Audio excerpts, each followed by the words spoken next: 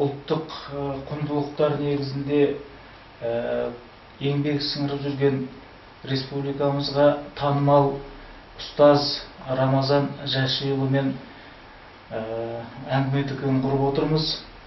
Аға енді кішкене еркін екеміз, әлі елдің алдында сөйлегендей де емес, екеуі әңгіме сияқты бір еркін отырып бір сөйлессек деген ой қояды. Қазір енді мысалы неде ұлттық құндылықтар бар ма? Осы біздің білім жүйесінде, жалпы біздің қоғамымызда қай деңгейде? Осыны бір анықтап алып, содан кейін сіздің істеп жатқан нақты істеріңізге көшсек аға.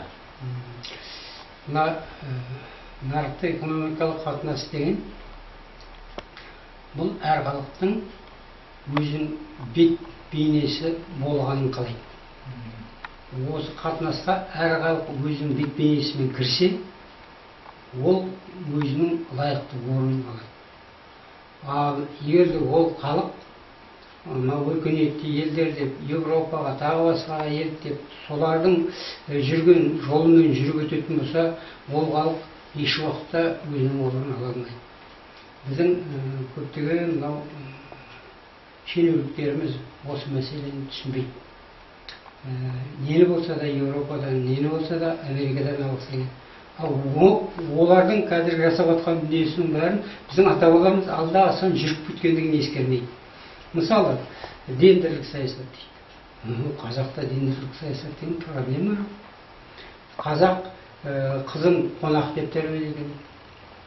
Қазақ ұрпақ таза болу үшін 40 жерден үйден тыйым беріп тәрбиелеген. Қазақ қызы тұрмысқа үйіне келетін болса төрге отырғызған. Бұл жерде қандай кемшілік тұстар бар. Мұны Совет үкіметінің жауап кеткен жәресіне анау қалыңмал бірдеңе деген. Ол қалыңмал деген ол үлкен сүйсінеміз ғой. Біздің ата-бабамыз сондай болған, осындай шама территорияны ұстаған деген сияқты сол кездегі рухты алып келеді. Мына сіздің ісіңіз. Иә. Сол бағытта енді білмеймін, енді сіздің бұл еңбегіңізді 96-дан бері көзіне ілмей келе жатқан білмеймін, мына жоқ, білім министрлігі ілді ма? Ілді де жаңағы бұйрыққа енгізді, ол лақып тастады. Орындалды. Бұйрыққа енгізді, орындалды. Бұл да осы қазіргі біздің қоғамдағы кеселдің бірі ғой деймін аға. Ауру. Жоспар жасалды, қол қойылды, орындалды, бітті, жауып қойды. Ол орындадың ба, бөлген ақша қайда кетті, сұраушы адам жоқ, күш жоқ. Ал сіздің істеп отырғаныңыз сол күшті дайындау. Бағынаға енді мен түсіндім сіздің айтқаныңызды. Себебі, мынаған ақша бөлініпті ғой, қайда? Әлгі есептеу палатасы, счетный палата, ревизионный комиссия, анау-мынау бәле батыр емес. Халық, адам, нақты бір кісілер, бізге мынандай ақша бөлініпті ғой, қайда? Мынандай Рамазан ағамыз жазған екен, хат жазған екен, соның нәтижесі қайда? Мына білім министрлігі осы жүйеге енсін деген бір нұсқау шығарыпты ғой, орындалып жатыр ма? Соны сұраушы күш. Бағанағы айтқаныңыз осы деймін? Иә, ол сондықтан да мына бала тәрбиесіне бүкіл халық араласқан қазақ. Иә. Мынау қасында жүріп, кешіріңіз аға, мен сіздің сөзіңізді бөліп жүрдім ау деймін. Қазақ жабайы дейді. Қалай жабайы болады?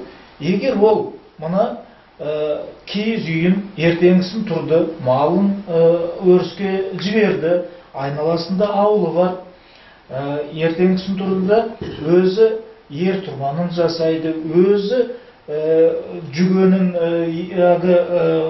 қамшысын өрсе де, ерді шауып жасаса да ісмер болған. Ал бала шағасы, әйелі ол киіз басқан, жүнін неткен деген сияқты, ері қойды қырқып, жүнін дайындап, әйеліне берген деген сияқты, қазіргі жағдайдағы оймен, қазіргі жағдайдағы қалыптасқан сөзбен айтқанда, әрбір қазақтың отбасы, әрбір қазақтың семьясы ол жеке бір фермер болған. Оның бір 50-60 қойы, 20-30 жылқысы жайылып жүрген. Солай ғой деймін, Мына айтып отқаныңыз өте орынды. Қазақ ешкімнен ештеңе сұрамаған. Бәрін өзі жасаған, бәрі өзі өндірген. Және ана өндірген дүниелерінің бәрі шын мәнісінде оған таза қызмет еткен. Мынандай бір әңгіме бар. Мына Қытай күшейіп, қазаққа қауіп төндіре бастағаннан кейін, ал бұны қалай тоқтатамыз деген уақытта бір ақсақал айтқан: мұның билігін маған бер деген. Жақсы, береміз. Не істейсің? Сол кезде көресің.